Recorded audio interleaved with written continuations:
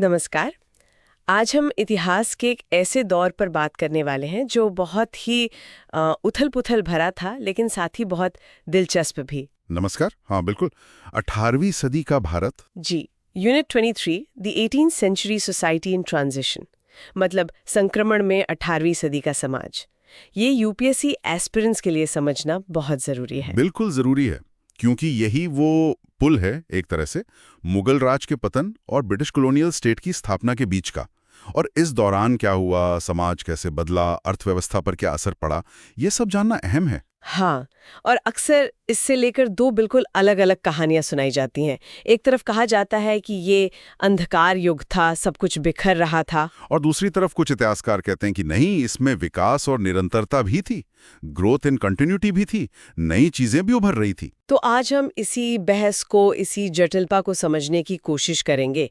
श्रोताओं को इस चर्चा से 18वीं शताब्दी की ये दोनों धारणाएं, अवनति यानी डिक्लाइन और विकास और निरंतरता यानी ग्रोथ एंड कंटिन्यूटी की गहरी समझ मिलेगी। हाँ, हम देखेंगे कि सामाजिक बदलाव कैसे हुए, शहरों का क्या हुआ, कौन से शहर उभरे, कौन से गिरे, और नए वर्ग कैसे सामने आए। बिल्कुल। तो शुरू करने से पहले थोड़ा सा पॉलिटिकल कॉन्टेक्स्ट समझ लेते हैं, मोटा-मोटा क्या हो रहा था इस वक्त। देखिए, सबसे बड़ी बात तो यही थी कि मुगल शक्ति का पतन हो रहा था, केंद्र कमजोर पड़ रहा था, और इसकी वजह से रीजनल स्टेट्स यानी क्षेत्रीय राज्यों उभर रहे थे। अच्छा, जैसे कौन-कौन से राज्य? कुछ तो मुगल ढांचे के भीतर ही बने, जैसे बंगाल, अवध, हैदराबाद। ये टेक्निकली तो मुगल गवर्नर थे, लेकिन प्रैक्टिकली आजाद हो गए थे। और कुछ अपनी ताकत के बल पर भी उभरे होंगे। हाँ, बिल्कुल। जैसे जाट, अफगान, सिख और सबसे महत्वपूर्ण मराठा, ये अपनी मिलिट्री स्ट्रेंथ के बल पर खड़े हुए। मुगल साम्राज्य तो बस दिल्ली आगरा के आसपास सिमट कर रह गया था। और लगातार हमले भी हो रहे थे दिल्ली पर। जी हाँ। जाट, सिख, मराठा, ये सब लगातार मुगल इलाकों पर हमले कर रहे थे। और ऊपर से नादिर शाह 1739 और फिर अहमद शाह अब्दाली के आक्रमणों ने तो मुगल कमजोरी को पूरी तरह उजागर कर दिया। माहौल में एक तरह की अराजकता, केओस और कंफ्यूजन था। तो इसी पृष्ठभूमि में इतिहासकारों के बीच ये बहस शुरू होती है कि ये सदी आखिर थी कैसी। क्या ये वाकई डार्क सेंचुरी थी या फिर इसमें ग्रोथ एंड कंटिन्यूटी भी थी? सही। और ये ध्यान रखना जरूरी है कि MHI 05 जैसे कोर्सेज में शायद पॉलिटिकल और इकोनॉमिक पहलुओं पर ज्यादा फोकस होता है, पर यहाँ इस यूनिट 23 में हम खास तौर पर सामाजिक संरचना, सोशल स्ट्रक्चर पर ध्यान दे रहे हैं। ठीक है, तो चलिए पहले उस दृष्टिकोण से शुरू करते हैं जो इसे सेंचुरी ऑफ डिक्लाइन या अवनति की सदी मानता है। इसे अंधकार युग या डार्क एज कहने के पीछे क्या तर्क हैं? देखिए, कुछ पुराने इतिहासकार जैसे KM अशरफ, वो मुगल और तुर्की साम्राज्यों को एकता का प्रतीक मानते थे। उनके लिए 18वीं सदी में जो कुछ हो रहा था वो सब सोशल पैरासिटिज्म एंड डीके, मतलब सामाजिक परजीविता और क्षय के लक्षण थे। और इरफान हबीब, उनका नाम तो इस दृष्टिकोण के साथ बहुत जुड़ा हुआ है। हाँ, इरफान हबीब का तर्क बहुत मजबूत है इस पक्ष में। वो इसे साफ तौर पर reckless rapine, anarchy and foreign conquest का काल कहते हैं, मतलब अंधाधुंध लूटपाट, अराजकता और विदेशी विजय का दौर। उनका मुख्य आधार क्या है इस तर्क का? वो दो चीजों पर खास जोर देते हैं। एक, जागीरों का वंशानुगत होना, मतलब हेरिडिटरी बन जाना, और दूसरा रेवेन्यू फार्मिंग यानी राजस्व कृषि, जिसे इजारा कहते हैं, उसका बढ़ना। इजारा, ये व्यवस्था क्या थी और इसे पतन का संकेत क्यों माना गया? इजारा में सरकार किसी इलाके का राजस्व वसूलने का अधिकार सबसे ऊंची बोली लगाने वाले को ठेके पर दे देती थी। हाँ। हबीब का मानना है कि यह सिस्टम दिखाता है कि स्टेट का अपना रेवेन्यू कलेक्शन मैकेनिज्म कमजोर पड़ गया था। ठेकेदार यानी इजारेदार ज्यादा से ज्यादा मुनाफा कमाने के चक्कर में किसानों का शोषण करता था। ये विकास नहीं, बल्कि व्यवस्था के चरमराने का संकेत था। क्या उस समय के लोगों ने भी इजारा को गलत माना था? हाँ, बिल्कुल। खफी खान ने 1731 में और निजामुल मुल्क ने 1724 में, दोनों ने ही इजारा के खिलाफ लिखा था। निजामुल मुल्क ने तो इसे देश की बर्बादी का स्रोत तक कहा था। अच्छा। हबीब बताते हैं कि 1730 तक इजारा काफी चिन्हित हो गया था, मतलब दिखने लगा था, और सदी के दूसरे हिस्से तक तो ये सर्वव्यापी हो गया, यानी हर जगह फैल गया था। ये टैक्सेशन सिस्टम की अस्थिरता दिखाता है। ये शब्द इजारा इस बहस में बहुत महत्वपूर्ण है। ठीक है, हबीब के अलावा और कौन से इतिहासकार इस डिक्लाइन थीसिस को सपोर्ट करते हैं? अतर अली भी एक बड़ा नाम है। वो सवाल उठाते हैं कि क्या जो उत्तराधिकारी राज्य बने, जैसे अवध या बंगाल, क्या वो वाकई मुगल साम्राज्य से ज्यादा मजबूत थे? उनका क्या जवाब था इस सवाल का? उनका मानना था कि नहीं। वो कहते हैं कि इन राज्यों ने जो जमींदारों के साथ समझौते किए, वो असल में उनकी कमजोरी दिखाते थे, ना कि ताकत। और अतर अली ने कल्चरल फेलियर की बात भी की थी, है ना? जी हाँ, ये उनका एक बहुत महत्वपूर्ण पॉइंट है। वो कहते हैं कि भारतीय शासक वर्ग यूरोपीय विज्ञान और तकनीक को अपनाने में कोई खास दिलचस्पी नहीं दिखाई। ये एक बड़ी सांस्कृतिक विफलता थी। लेकिन कुछ अपवाद तो रहे होंगे। हाँ, वो मानते हैं कि हैदर अली, महादोजी सिंधिया और खासकर टीपू सुल्तान ने कुछ सीमित प्रयास जरूर किए, लेकिन ये अपवाद ही थे। कुल मिलाकर शासक वर्ग इस मामले में पीछे रह गया। तो राजनीतिक कमजोरी, प्रशासनिक व्यवस्था का बिगड़ना, जैसे इजारा और सांस्कृतिक विफलता, ये सब पतन की ओर इशारा कर रहे हैं। कृषि का क्या हाल था इस नजरिए से? कृषि संकट, अग्रारियन क्राइसिस को भी पतन का एक बड़ा कारण माना जाता है। आरपी राणा ने 2006 के अपने काम में तर्क दिया कि मुगल साम्राज्य के राजनीतिक संकट की जड़ में परेशान किसान अर्थव्यवस्था थी, और ये गिरावट 18वीं शताब्दी में भी जारी रही। क्या इसके कुछ ठोस सबूत हैं, आंकड़े वगैरह? हाँ, राणा कुछ दस्तावेजों का हवाला देते हैं, जैसे परगना अंतेला भाभरा के तकसीम दह साला दस्तावेज। ये जगह सरकार अलवर, सूबा आगरा में थी। अच्छा, अंतेला भाभरा और पोंखर। हाँ, अंतेला भाभरा 1649 से 1708 और पास का ही पोंखर 1730-40। इन दस्तावेजों से पता चलता है कि औरंगजेब के शासन के अंतिम काल में खेती में लगभग 25% की गिरावट आई थी। 25%? ये तो बहुत ज्यादा है। हाँ, और 18वीं शताब्दी की पहली छमाही में, यानी रफली 1700 से 1750 के बीच, उसी इलाके में और 10% की गिरावट आई। तो कुल मिलाकर कृषि उत्पादन घट रहा था, कम से कम इन इलाकों में। ठीक है, और व्यापार, ट्रेड पे क्या असर पड़ा? इस दृष्टिकोण के अनुसार लंबी दूरी का व्यापार भी घटा। आशिन दासगुप्ता का सूरत पर किया गया अध्ययन बहुत मशहूर है। हाँ, सूरत तो मुगल काल का बहुत बड़ा बंदरगाह था। बिल्कुल।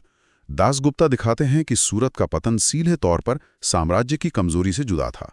मराठा हमलों और राजनीतिक अस्थिरता ने सूरत के व्यापार को चौपट कर दिया, और बॉम्बे का जो उदय हो रहा था, वो सूरत की गिरावट की भरपाई नहीं कर पाया, कम से कम शुरुआत में। तो कृषि और व्यापार दोनों में गिरावट दिख रही है, और फिर सदी के दूसरे हिस्से में तो अंग्रेजों का प्रभाव भी बढ़ने लगा था। उसका क्या असर हुआ? हाँ, ये एक और बड़ा फैक्टर है डिक्लाइन के आर्ग्यूमेंट में। इरफान हबीब खासतौर पर ब्रिटिश कॉलोनियल पावर, ब्रिटिश औपनिवेशिक शक्ति द्वारा ट्रिब्यूट, श्रद्धांजलि, नजराना की वसूली पर जोर देते हैं। प्लासी 1757 और बक्सर 1764 के बाद ईस्ट इंडिया कंपनी का नियंत्रण बंगाल और फिर दूसरे इलाकों पर बढ़ता गया। ये ट्रिब्यूट कितना होता था, कोई अंदाजा है? हबीब अनुमान लगाते हैं कि 1780 और 1790 के बीच सालाना लगभग 4 मिलियन पाउंड्स, हाँ 4 मिलियन पाउंड्स, या उस समय के हिसाब से करीब 4 करोड़ रुपए। 4 करोड़ रुपए सालाना, ये तो बहुत बड़ी निकासी थी, ड्रेन ऑफ वेल्थ जिसे कहते हैं। बिल्कुल, और ये सिर्फ अंदाजा नहीं है। खुद लॉर्ड कॉर्नवालिस ने 1790 में लिखा था कि इस ट्रिब्यूट ने देश की खेती और सामान्य वाणिज्य, जनरल कॉमर्स पर एक सुस्ती, लैंगर, एक ठहराव ला दिया है। जब अंग्रेज गवर्नर जनरल खुद ये मान रहा है, तो स्थिति की गंभीरता समझी जा सकती है। तो कुल मिलाकर सेंचुरी ऑफ डिक्लाइन का पक्ष काफी मजबूत लगता है। राजनीतिक अराजकता, प्रशासनिक विफलता, इजारा, कृषि संकट, व्यापार में गिरावट और फिर ब्रिटिश शोषण, ये सारे तत्व मिलकर एक अंधकारमय तस्वीर बनाते हैं। हाँ, ये सारे तर्क मिलकर 18वीं सदी को एक डार्क एज के रूप में चित्रित करते हैं। ये दृष्टिकोण काफी प्रभावशाली रहा है। लेकिन जैसा हमने शुरू में कहा था, ये पूरी कहानी नहीं है। एक दूसरा नजरिया भी है जो ग्रोथ एंड कंटिन्यूटी, यानी विकास और निरंतरता की बात करता है। अब जरा इस रिविजनिस्ट पर्सपेक्टिव, संशोधनवादी दृष्टिकोण को समझते हैं। ये इतिहासकार क्या कहते हैं? हाँ, पिछले कुछ दशकों में कई इतिहासकारों ने इस डार्क एज वाली थीसिस को चुनौती दी है। इनमें सबसे प्रोमिनेंट नाम है C.A. बेली का। उनकी किताब रूलर्स, टाउन्समैन एंड बाजार्स बहुत इन्फ्लुएंशियल रही है। बेली का मुख्य तर्क क्या है? बेली कहते हैं कि देखो भाई, केंद्र में मुगल शक्ति का पतन हुआ, ये सच है, लेकिन इसका मतलब ये जरूरी नहीं कि पूरे देश में हर जगह अराजकता और अव्यवस्था फैल गई हो। वो जोर देते हैं कि आर्थिक जीवन में, इकोनॉमिक लाइफ में काफी हद तक निरंतरता बनी रही। मतलब प्लासी 1757 या बक्सर 1764 जैसी लड़ाइयों को वो कोई बड़ा मोड़ नहीं मानते हैं। बिल्कुल, वो कहते हैं कि ये घटनाएं उतनी डिसाइसिव नहीं थी जितना माना जाता है। और जो मुगल संस्थाएं थीं, एडमिनिस्ट्रेटिव स्ट्रक्चर्स थे, वो एकदम से गायब नहीं हो गए। वो क्षेत्रों में, रीजनल स्टेट्स में कुछ संशोधनों के साथ जीवित रहे, अडेप्ट हो गए एक तरह से। अच्छा, और बेली के अलावा और कौन है इस रिविजनिस्ट कैंप में? कई लोग हैं। फ्रैंक पर्लिन ने महाराष्ट्र पर काम किया है। वो मुगलों या मराठों के केंद्रीय महत्व को ही चुनौती देते हैं। कहते हैं कि उनके पतन से कोई बहुत बड़ी तबाही नहीं आई। मुजफ्फर आलम का नाम भी आता है शायद। हाँ, मुजफ्फर आलम ने अवध और पंजाब पर बहुत महत्वपूर्ण काम किया है। वो दिखाते हैं कि इन दोनों प्रांतों में 17वीं सदी में ही काफी इकोनॉमिक ग्रोथ हुई थी और ये 18वीं सदी की शुरुआत में भी जारी रही। मतलब मुगल पतन के बावजूद इन इलाकों में समृद्धि थी। और सतीश चंद्रा भी निरंतरता पर बहुत जोर देते हैं। उनका काम हम आगे व्यापार और शहरों के संदर्भ में और देखेंगे। आंद्रे विंक का भी एक दिलचस्प नजरिया है। वो मराठों को एक उभरता हुआ इंटरमीडियरी जेंट्री और जामींदारी स्ट्रेटम मानते हैं। इंटरमीडियरी जेंट्री मतलब बिचौलिया भद्रजन या जमींदार वर्ग। हाँ, बिल्कुल। और विंक 18वीं सदी को मुस्लिम साम्राज्य का भद्रीकरण कहते हैं। मतलब शक्ति पुराने नोबल से हटकर इस नए जमींदार वर्ग के हाथ में आ रही थी। तो ये सभी इतिहासकार मूल रूप से डार्क एज वाली बात को नकार रहे हैं।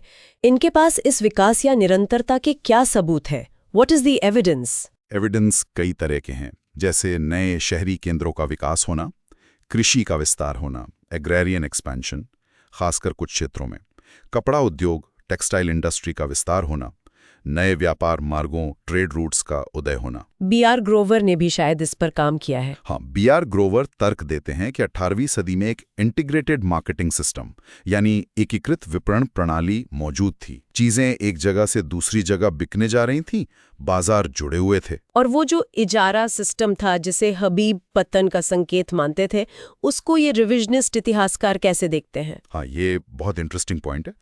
ये लोग इजारा की बिल्कुल अलग व्याख्या करते हैं। उनके लिए ये पतन का नहीं बल्कि समेकन का संकेत है। कंसोलिडेशन? समेकन कैसे? उनका तर्क है कि इजारा के जरिए शक्ति असल में स्थानीय हितों, लोकल इंटरेस्ट के हाथ में जा रही थी। जैसे स्थानीय जमींदार, व्यापारी, साहूकार, ये लोग ज्यादा एफिशिएंट थे रेवेन्यू कलेक्शन में, या कम से कम अपने इलाके को बेहतर समझते थे। तो ये एक तरह से पावर का डिसेंट्रलाइजेशन था, जो जरूरी नहीं कि बुराई हो। रिचर्ड बार्नेट ने अवध पर काम किया है। उन्होंने भी कुछ कहा है इस बारे में। हाँ, बार्नेट का तर्क है कि अवध में जो अराजकता या केओस की बातें कही जाती थी, वो असल में वहां के शासकों द्वारा औपनिवेशिक शक्ति यानी अंग्रेजों से अपने संसाधन रिसोर्सेज छुपाने का एक प्रयास था।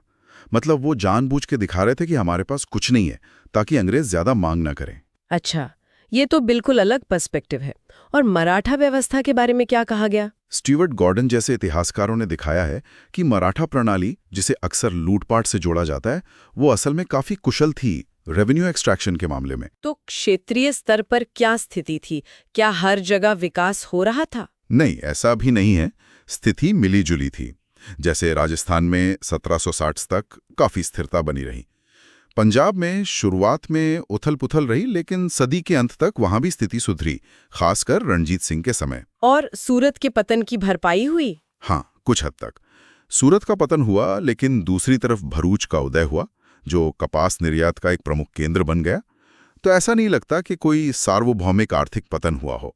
एक जगह गिरावट हुई तो दूसरी जगह उभार भी हुआ। और इन क्षेत्रीय राज्यों के उदय का एक फायदा ये भी हुआ होगा कि जो पैसा पहले दिल्ली जाता था, वो अब क्षेत्र में ही रहने लगा। बिल्कुल सही। जो राजस्व की निकासी, ड्रेन ऑफ वेल्थ, मुगल केंद्र की तरफ होती थी, वो रुक गई। अब पैसा बंगाल का बंगाल में, अवध का अवध में खर्च हो रहा था। इससे स्थानीय अर्थव्यवस्था को बल मिला होगा। ठीक है, अब कृषि और राजस्व, एग्रीकल्चर एंड रेवेन्यू पर आते हैं। डिक्लाइन वाले तर्क में हमने देखा कि कृषि में गिरावट के संकेत थे। रिविजनिस्ट नजरिया इस बारे में क्या कहता है? रिविजनिस्ट मानते हैं कि हाँ, युद्ध और संघर्ष तो हुए, लेकिन इस बात के पुख्ता प्रमाण नहीं है कि इससे कृषि में कोई बहुत बड़ी बाधा आई या विनाश हुआ।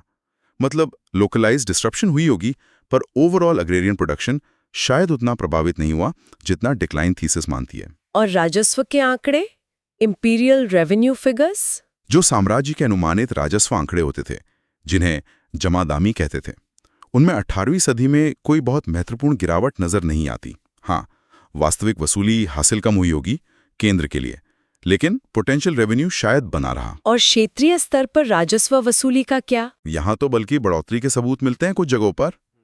रजत दत्ता का बंगाल पर किया गया अध्ययन दिखाता है कि 18वीं सदी में बंगाल प्रांत में राजस्व प्राप्ति में उल्लेखनीय वृद्धि हुई थी, अंग्रेजों के आने से पहले ही। अच्छा।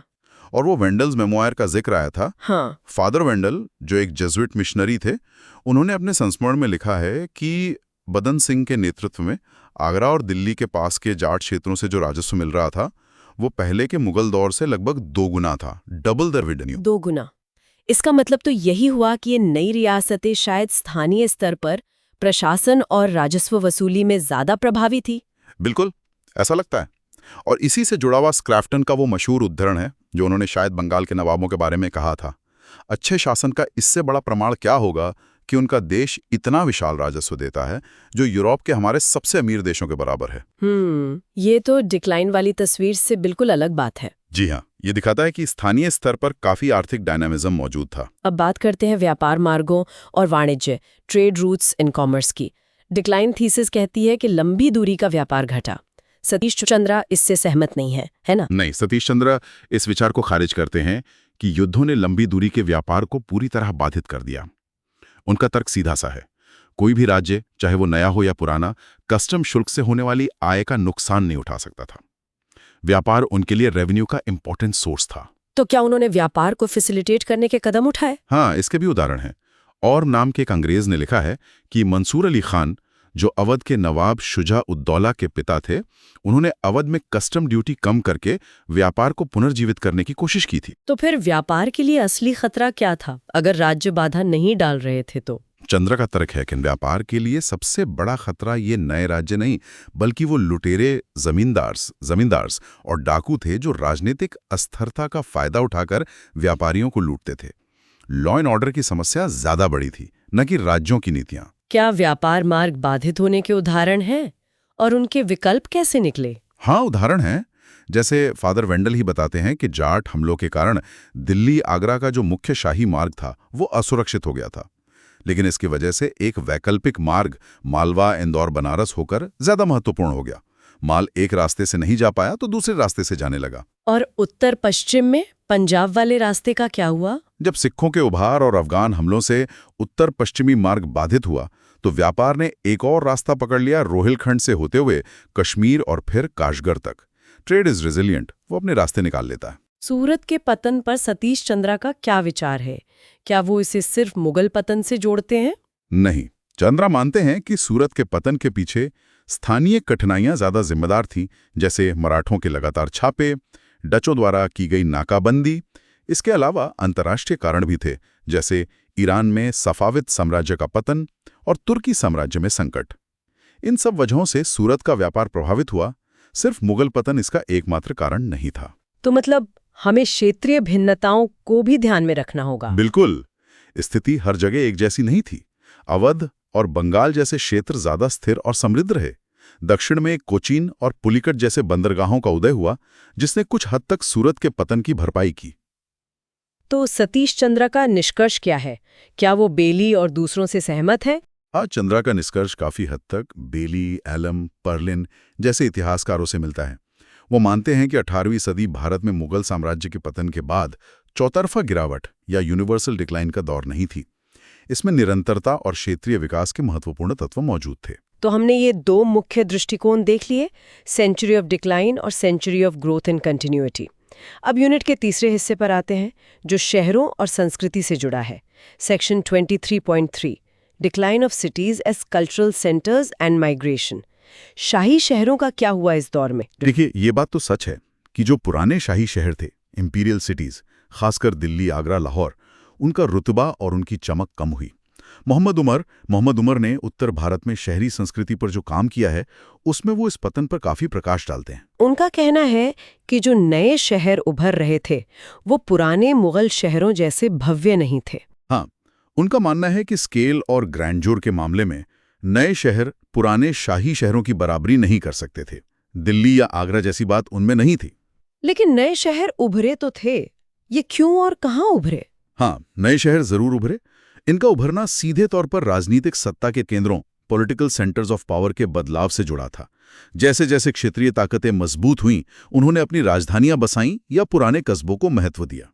कुछ उदाहरण देंगे इन नए शहरों के? जी, जैसे बंगाल में मुर्शिदाबाद। मुर्शिद कुली खान ने इसे अपनी राजधानी बनाया लगभग 1704 में।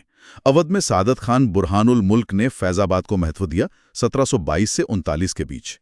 नवाब मोहम्मद खान बंगश ने 1723 में फर्रुखाबाद बसाया। नजीब-उद-दौला ने नजीबाबाद, अली मोहम्मद खान रोहिल्ला ने आंवला को लगभग 1730 में अपना केंद्र बनाया।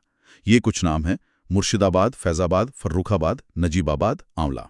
तो सत्ता बदली और राजधानी भी बदल गई। इससे आबादी पे क्या असर पड़ा? क्या लोग पुराने शहरों से नए शहरों की तरफ गए? माइग्रेशन हुआ। हाँ, ये एक बहुत महत्वपूर्ण पहलू है।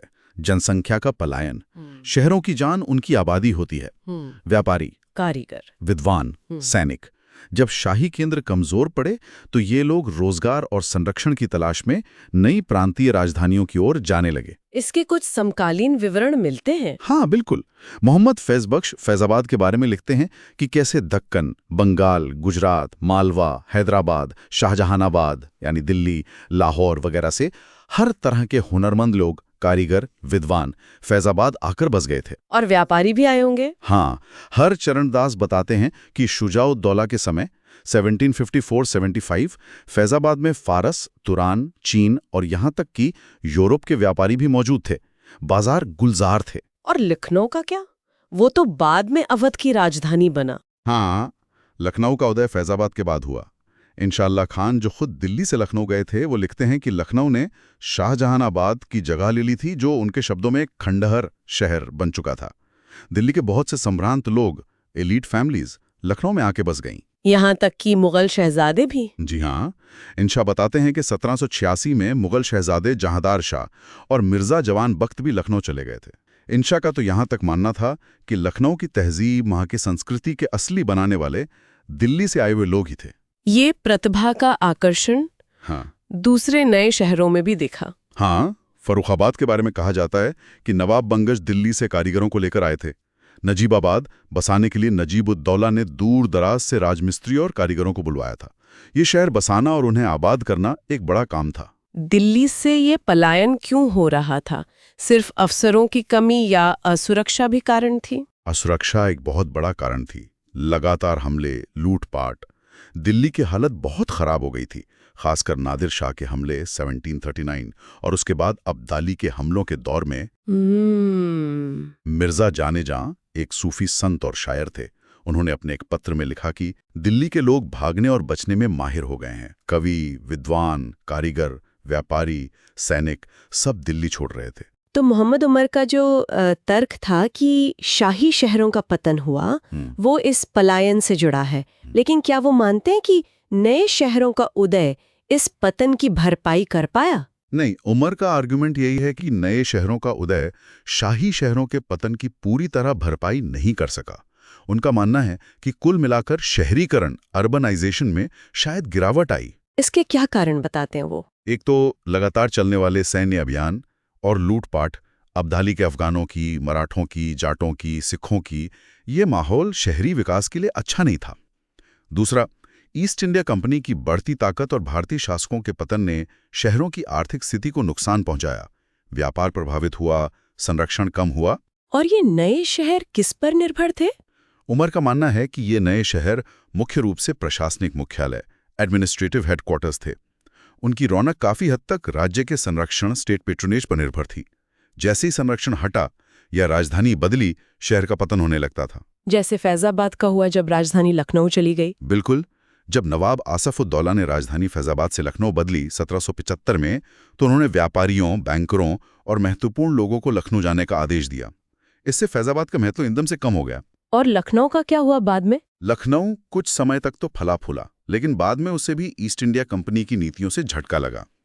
अवध पर अंग्रेजों का बढ़ता नियंत्रण, धन की निकासी, इंग्लैंड में बने सस्ते माल का आयात और जो स्थानीय संरक्षक थे, खासकर मुस्लिम अभिजात वर्ग, उनकी गरीबी, इन सब कारणों ने लखनऊ की समृद्धि को भी प्रभावित किया। बंगाल के शहरों का क्या हुआ? मुर्शिदाबाद? मुर्शिदाबाद का भी पतन हुआ। विलियम बोल्स ने 1772 में लिखा था कि कैसे कंपनी के एजेंटों की गतिविधियों के कारण बंगाल की समृद्धि खत्म हो रही थी और विदेशी व्यापारी दूर जा रहे थे। विलियम हॉजिस, एक चित्रकार, ने 1794 तक मुर्शिदाबाद की इमारतों को जीर्ण शीर्ण हालत में पाया। मराठा छापों ने भी नुकसान पहुंचाया। 1794 तक ट्विनिंग नाम के एक यात्री ने लिखा कि शहर अपना महत्व खो चुका है। तो उमर का नजरिया काफी निराशावादी है शहरी विकास को लेकर। लेकिन क्या सतीश चंद्रा इससे सहमत हैं? नहीं, सतीश चंद्रा यहाँ भी एक अलग दृष्टिकोण रखते हैं। वो नहीं मानते कि 18वीं शताब्दी में शहरी आबादी, अर्बन पॉपुलेशन में कोई बहुत बड़ी गिरावट आई थी। उनका क्या तर्क है? वो हमीदा खातून नकवी जैसे इतिहासकारों के काम का हवाला देते हैं, जिनका मानना था कि लाहौर, दिल्ली, आगरा जैसे शाही शहरों का जो पतन हुआ, उसकी भरपाई फैजाबाद, लखनऊ, बनारस, पटना और कलकत्ता जैसे शहरों के विकास से हो गई। नकवी मानती हैं कि शाही शहरों के पतन को अति अनुमानित, ओवर एस्टिमेटेड किया गया है। और जो नए अभिजात वर्ग उभर रहे थे क्षेत्रीय राज्यों में, चंद्रा कहते हैं कि इन नए एलीट्स को भी तो दिल्ली और आगरा जैसे पुराने केंद्रों में बनने वाले विलासिता के सामान की जरूरत थी। ये लोग शहरों में ही रहते थे और काफी हद तक पुरानी मुगल जीवन शैली की नकल करते थे। इससे शहरी अर्थव्यवस्था को समर्थन मिलता रहा। और दिल्ली के बारे में उनका क्या कहना है? क्या नादिर शाह का हमला एक स्थायी झटका था? चंद्रा मानते हैं कि नादिर शाह का हमला 1739-40 भयानक तो था, लेकिन ये कोई स्थायी झटका नहीं था जिससे दिल्ली उभर ही न पाई हो। वो शाहनवाज खान के मासिरुल उमरा का हवाला देते हैं, जो 1780 में लिखी गई थी। शाहनवाज खान ने क्या लिखा था दिल्ली के बारे में 1780 में? उन्होंने लिखा कि दिल्ली में फिर से समृद्धि लौट आई है, शहर ने प्रगति की है, उद्योग फल फूल रहे हैं और संगीत की महफिलें आम हैं। ये 1780 की बात है। तो दिल्ली पूरी तरह उजड़ गई थी ऐसा नहीं लगता। ये तो बिल्कुल अलग तस्वीर है उमर के विवरण से। लेकिन फिर वो जो शहर आशोभ साहित्य लिखा गया, जिसमें शहरों के उजड़ने का इतना दर्द है, उसका क्या मतलब है? हाँ, शहर आशोभ, जिसका मतलब है खंडहर शहर या शहर पर विपत्ति, ये उर्दू शायरी की एक खास विधा है, जॉनरा, जो इसी दौर में बहुत पनपी। ये क्यों लिखी गई? माना जाता है कि ये शैली खास तौर पर उन कवियों और साहित्यकारों में उभरी जिन्हें पहले मुगल दरबार या अमीरों से संरक्षण मिलता था। जब वो संरक्षण खत्म हो गया तो उनमें एक निराशा और दुख का भाव आया। ये साहित्य उनके इसी दर्द और दिल्ली जैसे शहरों से उनके लगाव को दिखाता है। तो ये एक तरह से उनकी अपनी पीड़ा का बयान था। हाँ, और क्योंकि अब वो किसी संरक्षक पर निर्भर नहीं थे, तो शायद वो समकालीन मामलों का ज्यादा खुलकर, ज्यादा आलोचनात्मक मूल्यांकन भी कर पाए। उनका फोकस सामाजिक और धार्मिक पतन, नैतिक मूल्यों की गिरावट और शहरों, खासकर दिल्ली की दुर्दशा पर था। दिल्ली का जिक्र इसमें खास तौर पर आता है। हाँ, दिल्ली और दिल, ये उर्दू गजल के रिकरिंग थीम्स बन गए। सदमा, भय, निराशा, ये भाव बहुत प्रबल हैं इस शायरी में। इस विधा के कुछ प्रमुख कवियों के नाम बता सकते हैं? जी, सबसे बड़े नाम तो हैं मीर तकी मीर 1723 से 1780 और मिर्जा मोहम्मद रफ़ी सौदा 1713 से 1781। इनके अलावा कालंदर बख्श जुर्रत और जाफर जटली का नाम भी लिया जाता है। मीर, सौदा, जुर्रत, जटली। और इनकी शायरी की मुख्य विषय वस्तु क्या होती थी? दुख, दर्द, सामाजिक पतन, व्यवस्था का टूटना, पुराने कुलीन वर्ग की कठिनाइयाँ, खोई हुई समृद्धि का विलाप। ये खास तौर पर मुस्लिम अभिजात वर्ग और उसमें भी साहित्यकारों के मानसिक आघात, ट्रॉमा को दर्शाता है। इसमें गहरा निराशावाद है। कोई उदाहरण दे सकते हैं? हाँ, जैसे मिर्जा मजहर जाने जानी, जो खुद दिल्ली की परेशानियों से तंग आकर संभल चले गए थे, उनके पत्र दिल्ली की हालत बयान करते हैं। सौदा ने दिल्ली यानी शाहजहानाबाद के खंडहर होने पर मरसिया जैसा लिखा है। और मीर तकी मीर, उन्हें तो खुदाई सुखन कहा जाता है। हाँ, मीर की शायरी तो दर्द और दिल्ली के उजड़ने के जिक्र से भरी पड़ी है। उनका वो मशहूर शेर है, दिल्ली जो एक शहर था आलम में इंतकाम, रहते थे मुंतखब ही जहां रोजगार के, उसको फलक ने लूट के बर्बाद कर दिया, हम रहने वाले हैं उसी उजड़े दयार के। मतलब दिल्ली जो दुनिया में चुना हुआ शहर था जहां बेहतरीन लोग रहते थे, उसे आसमान, भाग्य ने लूट के बर्बाद कर दिया और हम उसी उजड़े शहर के रहने वाले हैं। बहुत दर्द है इसमें। और जाफर जटली ने क्या कहा? जाफर जटली की भाषा और तीखी और व्यंग्यात्मक है। वो समाज में दोस्ती की कमी, जुल्म के डर, बेशर्मी के बढ़ने और सक्षम लोगों की बुरी हालत पर टिप्पणी करते हैं। और साथ ही वो निम्न जातियों या रजल कौम की समृद्धि का भी जिक्र करते हैं, जो उनके लिए शायद एक और पतन का संकेत था। लेकिन सतीश चंद्रा इस शहर आशूब साहित्य की आलोचना करते हैं। वो इसे पूरे समाज का आईना क्यों नहीं मानते? हाँ, चंद्रा का मानना है कि ये साहित्य मूलतः उमरा और शुरफा यानी पुराने अभिजात वर्ग की दुर्दशा को दर्शाता है, जिन्होंने अपना संरक्षण खो दिया था। ये उनकी निराशा और उनके नजरिए को दिखाता है। और ज़ेटली का निम्न जातियों के उदय का जिक्र? चंद्रा कहते हैं कि ये जिक्र अपने आप में इस बात का सबूत है कि समाज में पूर्ण विनाश या भारी जनसंख्या गिरावट नहीं हुई थी। अगर निम्न जातियां समृद्ध हो रही थीं, तो इसका मतलब है कि अर्थव्यवस्था में कुछ ना कुछ डायनेमिज्म तो था ना। कवि शहरों में चल रहे वाणिज्य या विनिर्माण की स्थिति के सच्चे मार्गदर्शक नहीं हो सकते। तो चंद्रा के अनुसार इसे रीफ्यूडलाइजेशन, पुनः सामंतीकरण कहना भी गलत होगा। हाँ, चंद्रा मानते हैं कि ये टर्म भ्रामक है। ये पुराने अभिजात वर्ग का पतन था, लेकिन शायद नई सामाजिक समूहों का उदय भी हो रहा था। तो फिर संस्कृति का क्या हुआ? अगर शाही संरक्षण खत्म हो गया, अभिजात वर्ग परेशान था, तो क्या कला और संस्कृति, आर्ट एंड कल्चर भी खत्म हो गई? नहीं, ऐसा बिल्कुल नहीं है। ये सच है कि शाही संरक्षण कमजोर पड़ा, लेकिन कला और संस्कृति समाप्त नहीं हुई। उसने बस रूप बदला और नए केंद्र ढूंढे। कैसे? कहाँ? एक तो लोकप्रिय संस्कृति को क्षेत्रों में, रीजनल स्टेट्स में नए शहरी अभिजात वर्ग का संरक्षण मिला। लखनऊ, हैदराबाद जैसे क्षेत्रीय राज्य साहित्यिक और सांस्कृतिक गतिविधियों के बड़े केंद्र बनकर उभरे। और दूसरे क्षेत्रों में? हाँ, बंगाल में नदिया संस्कृत शिक्षा का महत्वपूर्ण केंद्र बना रहा। दक्षिण में तंजौर प्रदर्शन कलाओं के लिए मशहूर हुआ। संगीत और नृत्य का क्या हुआ? इसी दौर में उत्तर भारत में ख्याल गायकी और कथक नृत्य नई ऊंचाइयों पर पहुंचे। इन्हें क्षेत्रीय दरबारों और अभिजात वर्ग का संरक्षण मिला। शहरों में भी कुछ नई सांस्कृतिक गतिविधियां उभरी। हाँ, शहरों में मरसिया ख्वानी करबला की शहादत का बयान बहुत लोकप्रिय हुई, खासकर शिया प्रभाव वाले लखनऊ जैसे शहरों में। और कोठे भी उभरे, जो सिर्फ नाच गाने की जगह नहीं थीं, बल्कि ऐसी महफिलें थीं जहां शहरी अभिजात वर्ग कविता, संगीत और नृत्य का आनंद लेने और तहजीब सीखने जाता था। और चित्रकला, पेंटिंग, इंडो मुगल चित्रकला का शाही केंद्र तो कमजोर पड़ गया, लेकिन ये शैली क्षेत्रीय राज्यों में खूब फली फूली। राजस्थान के विभिन्न दरबारों में और खासकर पहाड़ी क्षेत्रों में, जहां कांगड़ा और बसोली जैसी अद्भुत शैलियां विकसित हुईं। ये सब 18वीं सदी की देन है। तो कुल मिलाकर संस्कृति के नजरिए से ये पतन का दौर नहीं था। नहीं, बल्कि कुछ इतिहासकार तो इसे भारतीय संस्कृति के लिए बहुत रचनात्मक दौर मानते हैं। हरमन गोएट्स ने तो यहां तक कहा है कि 18वीं और शुरुआती 19वीं सदी भारतीय संस्कृति के उच्चतम परिष्कार, हाईएस्ट रिफाइनमेंट का काल थी। उन्होंने इसे उर्दू, बंगाली, मराठी जैसे कई आधुनिक भारतीय भाषाओं के साहित्य का स्वर्ण युग, गोल्डन एज भी कहा है। ये तो बहुत ही दिलचस्प बात है। जो दौर राजनीतिक रूप से इतना उथल-पुथल भरा था, वो सांस्कृतिक रूप से इतना समृद्ध था। हाँ, यही इस दौर की जटिलता है। राजनीति और संस्कृति हमेशा एक ही दिशा में नहीं चलते। बिल्कुल। तो अब हमने इस यूनिट के सभी मुख्य पहलू, परिचय, पतन का दृष्टिकोण, विकास का दृष्टिकोण और शहर और संस्कृति पर विस्तार से बात कर ली है। श्रोताओं के लिए अगर हम मुख्य बातों को समराइज करें तो वो क्या होंगी, ऑडियो बुलेट पॉइंट्स की तरह? जरूर। पहला, 18वीं सदी सिर्फ पतन का दौर नहीं थी। ये संक्रमण, पतन खासकर मुगल केंद्र का और साथ ही क्षेत्रीय विकास और निरंतरता का एक बहुत ही कॉम्प्लेक्स मिला जुला दौर था। दूसरा, इतिहासकारों में इस सदी को लेकर गहरी बहस है।